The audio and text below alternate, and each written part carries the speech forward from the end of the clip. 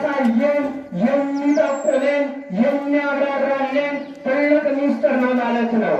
እንግዲህ ዛሬ የመጥምቀ መለኮት ቅዱስ ዮሐንስ በዓለ ልደቱን ስናከብር ጥንቱን በብሉይ ኪዳን ቀደም የነበሩት በዘመነ ኦሪት የነበሩት በብሉይ ኪዳን የነበሩት ነቢያት ትንቢት የተናገሩለት የሚገርመው ለክርስቶስ ከሰማየ ሰማያት መውረዱን ከድንግል ማርያም መወለዱን ዓለምን ዞሮ ማስተማሩን ሱባዔ ተቆጠረለት፣ ትንቢት ተነገረለት። ለክርስቶስ ሱባዔ የቆጠሩለት ትንቢት የተናገሩለት ነቢያትን እነ ነቢዩ ኤልያስን ጭምር ለመጥምቀ መለኮት ለቅዱስ ዮሐንስ መንገድ ጠራጊ መሆኑን ቀድሞ በትንቢታቸው ትንቢተ ኢሳይያስ ምዕራፍ 40 ከቁጥር 1 ጀምሮ ስናነብ ትንቢት የተናገረለት በትንቢታዊ መጽሐፉ ያስቀመጠለት ዳራውን ያሳየናል፣ ይጠቁመናል፣ ይመራናል።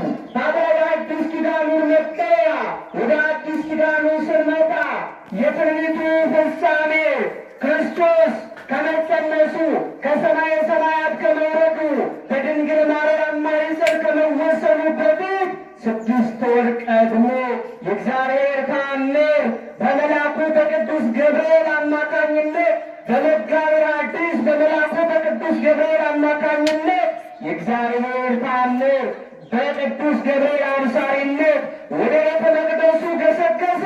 ወደ ዘካርያስ ጆሮ እንዲህ ሲል አንኳኳ። ዘካርያስና ኤልሳቤጥ እንደሚታወቁት ደግ ናቸው። በደግነት በየዋህነት ያገለግሉ ነበር፣ ያመሰግኑ ነበር። እስከ እርጅና ጊዜያቸው እስከ አረጋዊነት የዕድሜ ዘመናቸው ድረስ እግዚአብሔርን በቅድስናና በንጽሕና ሲያገለግሉ ሲያመሰግኑ፣ ነገር ግን በቤታቸው ውስጥ አንድ የጎደለ ነገር ነበር። በሌላው ሙሉ ነው።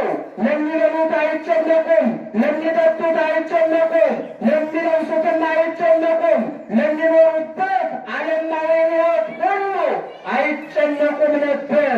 ምናልባት ቢራቸውም እንኳ ቢጠማቸውም እንኳ ቢታረዙም እንኳ ድካም ቢሰማቸውም እንኳ ክርስቶስን አንድም ቀን አማርረው አያውቁም። አንደበታቸው ከምስጋና ተለይቶ አያውቅም። ክርስቲያኖች እኔና እናንተ ስናገኝ ልናመሰግን እንችላለን። ስናጣ ግን የምናማርር ሰዎች ነን።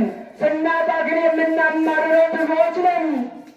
እግዚአብሔርን ካህኑ ዘካርያስና ኤልሳቤጥ ከማመስገን ውጭ በአንደበታቸው